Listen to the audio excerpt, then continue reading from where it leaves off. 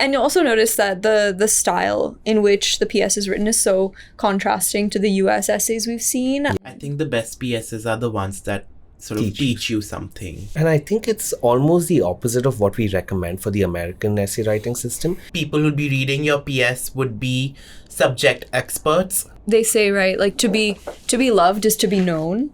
And so in order to love your subject, like you have to really know your subject inside and out. Hello, and welcome back to another episode of the College Essay Scoop, where we pull back the curtain on the infamous, the grueling, the circuitous college application essay process. Today, I am so beyond honored and pleased to have two beautiful guests on the episode today.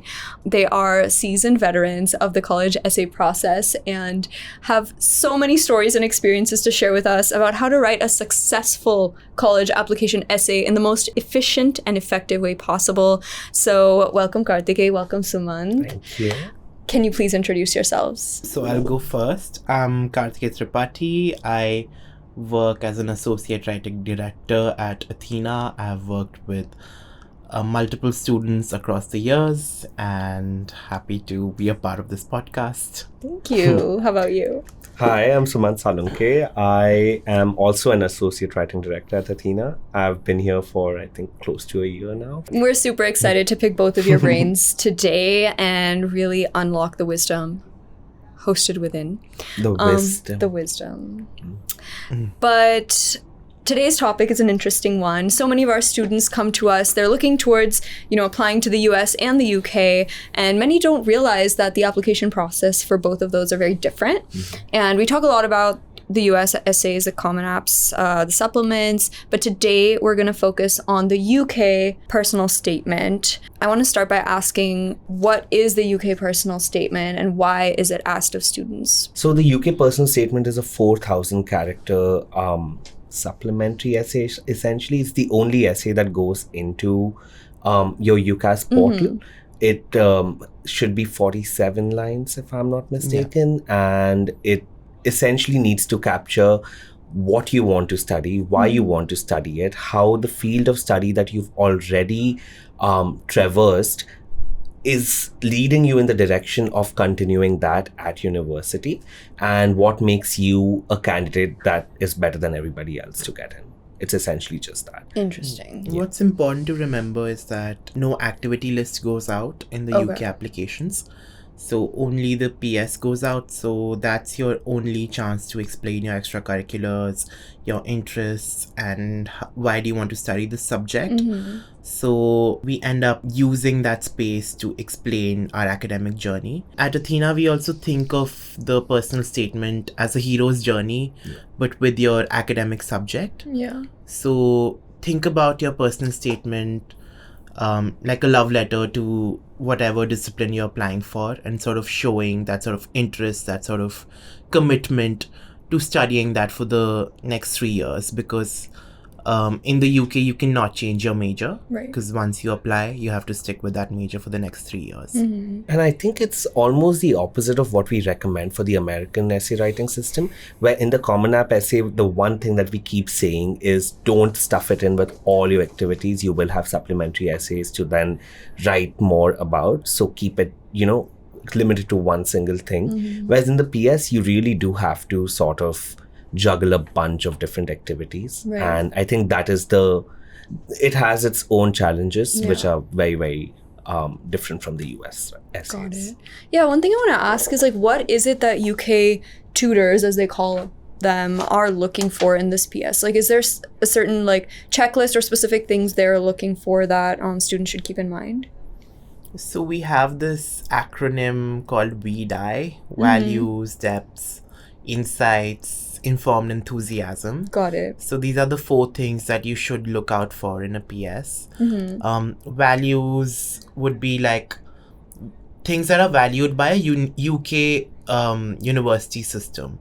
When we talk about values in the context of the United States, it's a very different game altogether. But when we talk about the UK, it's more about, these traditional academic values that you will stick with that major for the next 3 years because you cannot switch out. You don't have a liberal arts sort of degree there.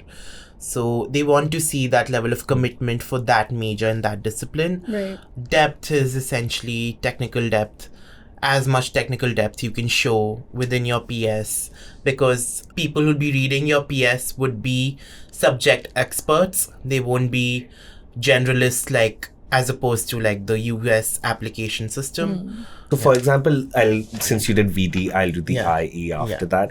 Informed enthusiasm is essentially not wanting to say things like, oh, I want to study computer science because I like coding and I sit in my room for 16 hours a day in front of my screen and I play video games, right?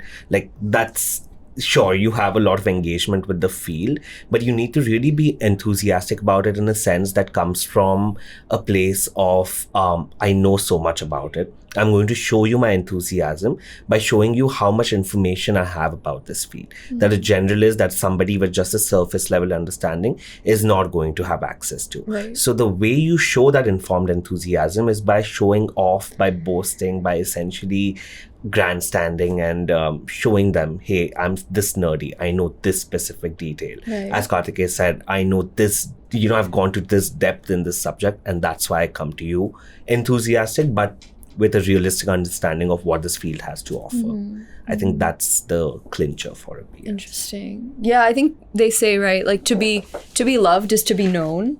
And so in order to love your subject, like you have to really know your subject inside and out, and like actually appreciate the complexity and the nuances and the depth, even the areas that are still yet to be discovered, right? The direction that your field is taking. So with that being said, I think the best way to learn is to read a couple of successful samples and really analyze what it is that worked about these students and what was their process in writing the essay for it to get to this point. So I would love to start with one student's essay, and if you can just give us a brief intro on like the background of the student and how they went about writing this. When the student came to me, they were always interested in physics. They had always been interested in physics throughout their life, and they'd sort of made it their life's mission to sort of unravel the mysteries of physics. And when you get that level of enthusiasm and that level of, interest in that discipline and subject, the PS will write itself. So that's what my experience was with the student. They were essentially a very high performer. They also did some original academic research into the discipline, and their interests lied in quantum physics, grand unified theory, so on and so forth.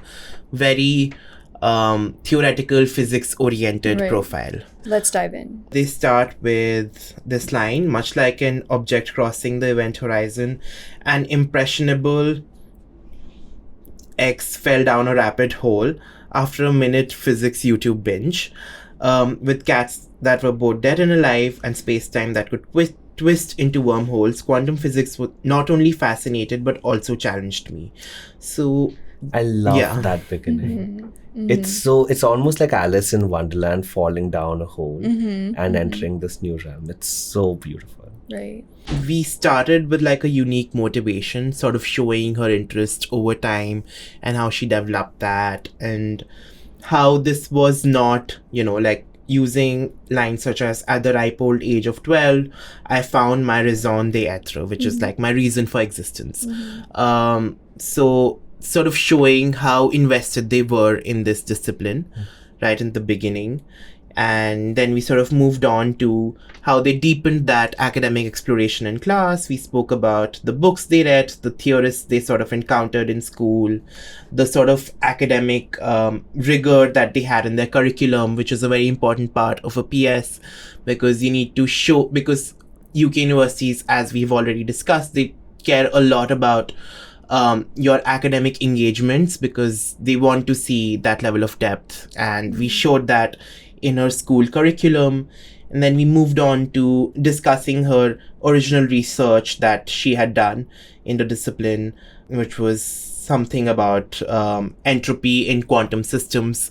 And that was also a part that the UK university officers questioned her on. It's important to establish that the student got into Oxford, and in Oxford, before you get in, there are a round of interviews that you have to clear. So the student was questioned on their original research that they had done, that we had explained in the PS. Over the next 2 years, I gained a head start on the intellectual tools I'd need to work on GUTs. Through Feynman's lectures and his 6 easy pieces, I began to appreciate the assumptions underlying classical and modern physics. Moving on to their project, upon uncovering that the time steps for Poincare recurrence in a quantum Keck ring followed a well-defined exponential trend as opposed to the established linear trend in the classical case, we investigated the ring's entropy in search of other unintuitive results.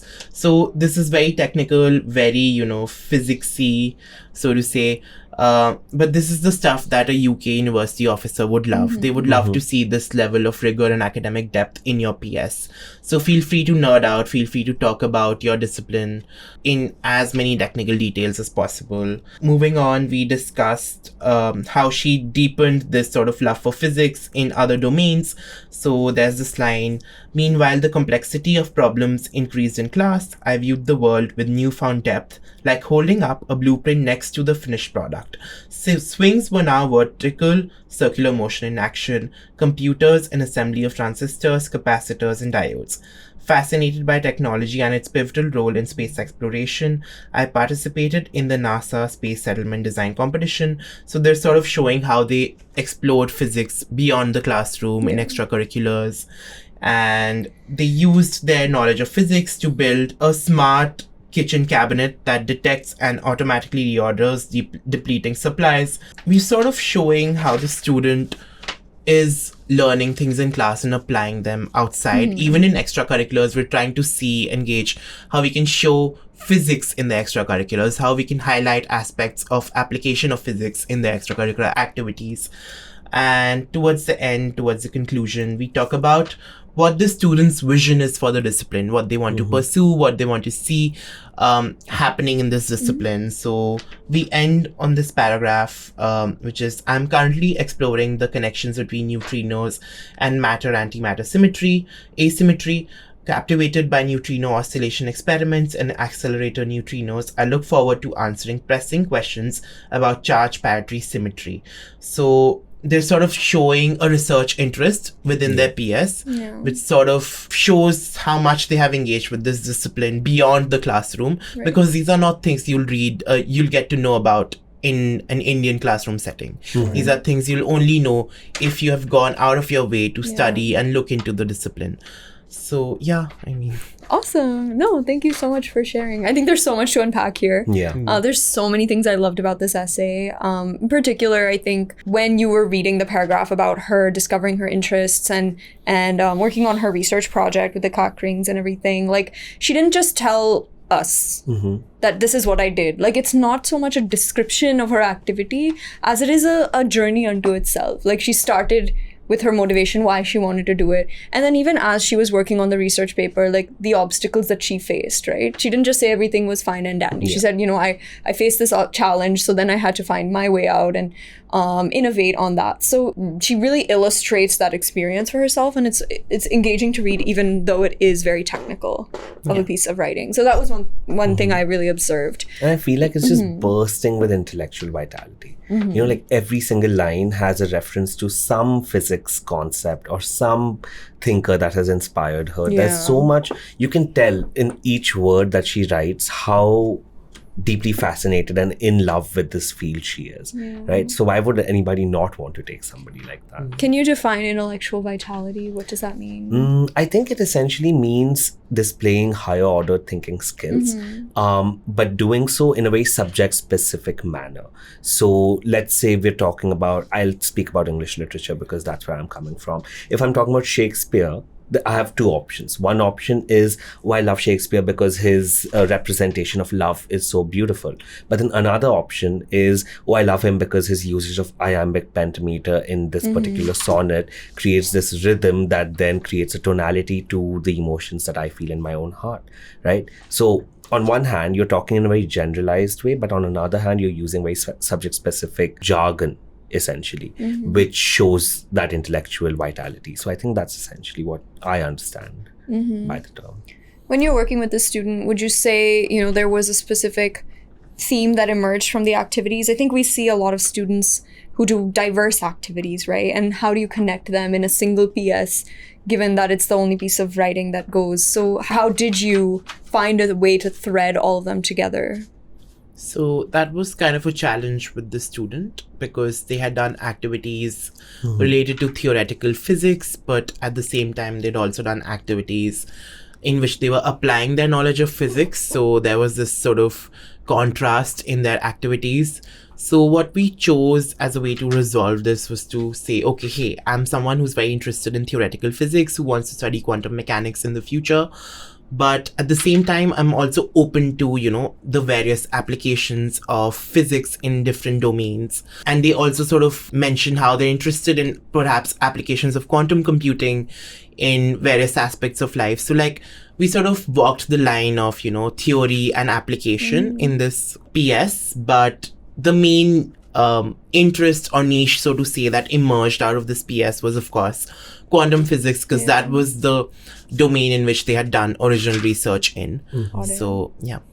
So yeah, figuring out your niche as well is very important, identifying and specializing even within your field, and speaking to the direction you'd like to take the field forward in, I think towards the end was really powerful. And essentially from what you said about how most of your activities will not be in line with the major that you do. What I'm trying to say is not everything will be perfectly tailored for, let's say, a quantum physics major. For example, this particular student's project about feeding underserved or helping at a soup kitchen, if I'm not mistaken, and that's not essentially a quantum physics project at all, right? But then what insights can you get from that, and how are those insights then informing your understanding of quantum physics, or how can you maybe display them in a certain academic value with a certain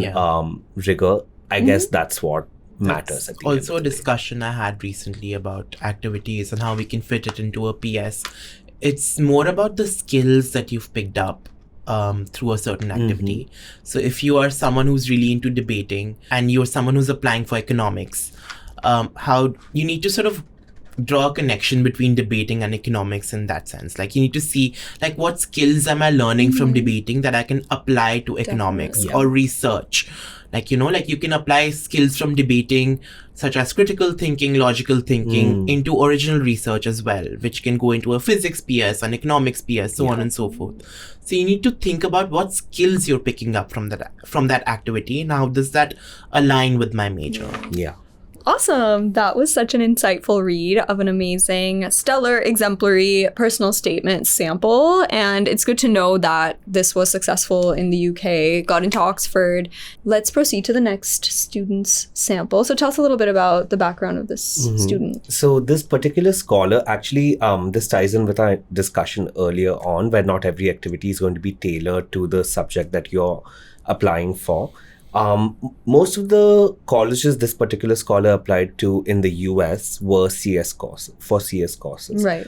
In the UK, we went with psychology experimental as a major. Interesting. So again, that then gives you the challenge of how do I take this activity, which involved a lot of coding, a lot of programming, interning at, let's say, a tech startup. How do you then tailor these to a psychology major, right? So that was the major challenge that we had with this particular profile.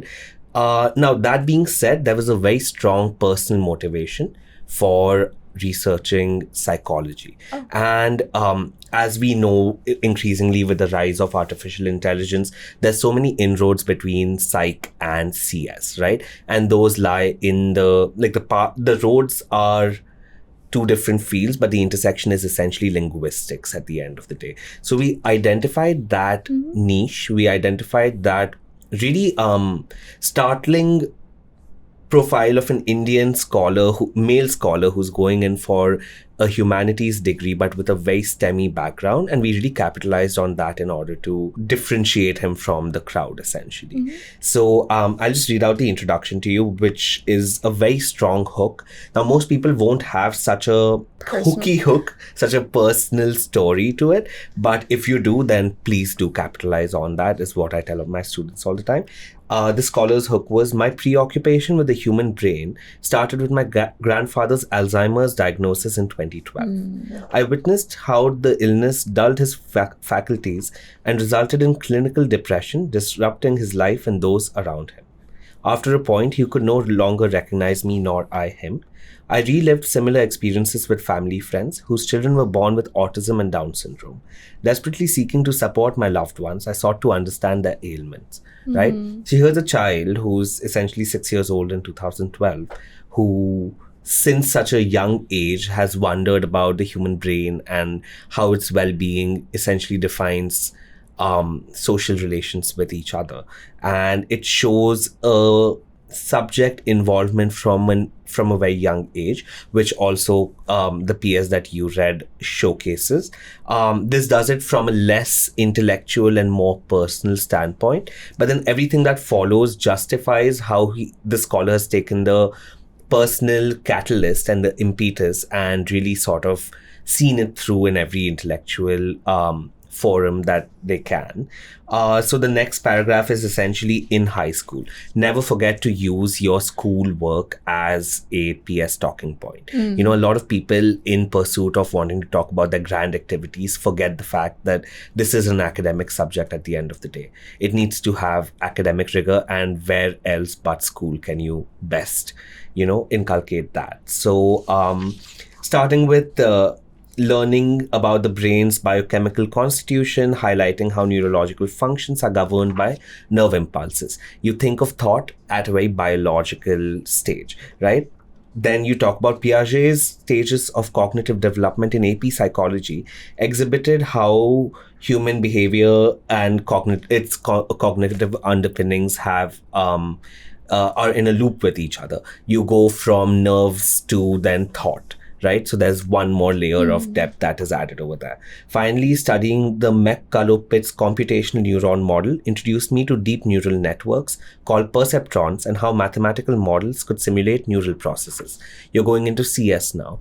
You go from nerves to, you then go into how your brain functions and how thought functions, into something external at the end of the day. So with each activity and each sentence, essentially in the space of one tiny paragraph, this scholar has covered multiple layers of how thought functions, how humans function, and how technology functions, each one leading up to the next. And finally ending with, I read Brian Christian's Algorithms to Live By and soon surmised that computer science was the key to unlocking a more profound understanding of neuroscience, right? So that's the intersection we were talking about. The activities, the reading is all computer science oriented, but it's always coming back to the subject that the scholar wants to study, which is psychology, correct?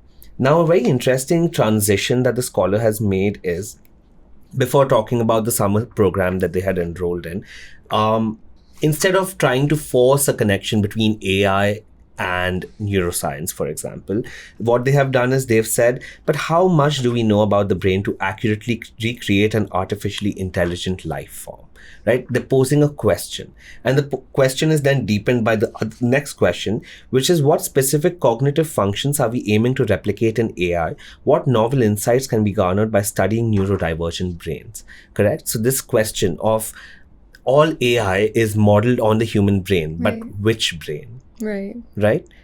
It is the human brain, but we're only looking at neurotypical brains. We're not really looking at different kinds of intelligences that exist around us. And this showcases a value without screaming it from the rooftops, which is, hey, I'm inclusive. I think in an innovative manner. I think, around the subject, not like barrel through it right away. I think that is what I meant when I said HOTs are very important in a PS, correct? So going from there to the different activities that the scholar has done, they made a platform called for teenagers to talk about their issues with each other. The whole drive to this platform was hey, I learned this coding thing and I did this programming and I did web design and I did these technical activities. But for this particular PS, since it's a psychology one, they then directed that into, it's important for teenagers to have spaces where they can express themselves and find safe spaces to be yourself, and the importance to mental health from such a thing. So that's how then they twisted this activity to fit the psychology major that they've chosen. Another thing, the research paper on how ABA therapy is only done in English language. But what about, let's say, Indians who can't speak English? What about ABA therapy in native languages? How can I help doing something like this? They then created another app to help caregivers connect with their wards in a more personal manner by tailoring every ABA therapy to a context-specific, culture-specific, and language-specific model. Again, furthering that level of inclusivity that we have spoken about much earlier in the PS, right? And finally, ending it with, I'm currently collaborating with professors from this particular university where I'm researching the hyper-scanning Python pipeline for interbrain connectivity analysis. Now, I don't know anything about an interbrain connectivity analysis, but I think what this showcases, as did in the PS that was read earlier, is this hyper-awareness with the subject that you're going in for. And over here, the scholars managed to do that with two different subjects, with psychology and with computer science. And ending it with, the UK's dedication to psychological health through research and practice will bolster my study of neuroscience and related fields so that I may gain deeper insights into who we are and how we can ameliorate the conditions afflicting individuals and their loved ones around the world. So if you are looking for a theme that ties all these disparate activities together, I would say it's the theme of being more inclusive, being more critical of the world around you, and then finding ways to use that inclusivity in order to deepen your theoretical knowledge of a field. So yeah, this was a PS that got accepted to Oxford as well. Interesting. Yeah, I loved it. No, I loved how the student was like questioning at every point. Like the courage to question axioms of your own discipline it's bold, like it's risky, but it's also probably something that worked in their favor. Absolutely. In this case. So like, why do we only, consider neurotypical brains when it comes to machine intelligence, for example? Like, super cool. What do you think? It took me on a journey, I think. Like, I sort of now know a lot about this discipline, like the connection between computer science and psychology, something that I never thought about. I think the best PSs are the ones that sort of teach you something about your discipline. Yeah, so definitely. And speaking about being bold and questioning, we had another PS that somebody in the team has worked on, which called out Britain's imperialist advances throughout the thing. Yeah, it's an archaeology student. And throughout the PS, she was questioning how the imperialist underpinnings of the subject that she is applying to, right? So yeah, like being bold really pays off. Wow. I think taking calculated risks though, because the UK. Yeah, I loved the personal motivation. I thought that was really, some of the most authentic activities stem from your own personal experiences. So it clearly shows this was not just doing something to get into college. Like this is something they really cared about. And I loved how, they mentioned a couple of the apps or platforms that they built, but then didn't mention the technical CS aspects of it, but really grappled with the neuroscience and psychology implicated there. So I could see, sure, they built an app. Like that's impressive unto itself. And if it were a CS essay, they would probably get into the details of like the technical how that they probably did in the US, but instead they still really focused on the psychology. So I think the lesson is that any given activity can be looked at from so many different angles and perspectives. Absolutely. And it's really up to you to find that cohesive thread and then deal with every activity from that lens.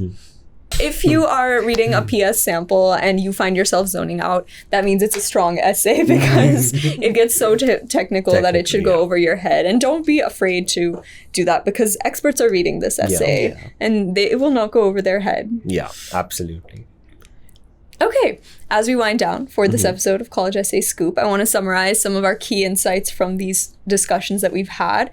We definitely talked about technical rigor and nerding out. We also talked about, structuring it in the form of a journey, really showing your own sort of love story that's unfolded with your particular discipline. Any other key insights that we need to recall from our discussion today? I think one very important insight, and this is the greatest challenge of a PS, is identifying a thread, right?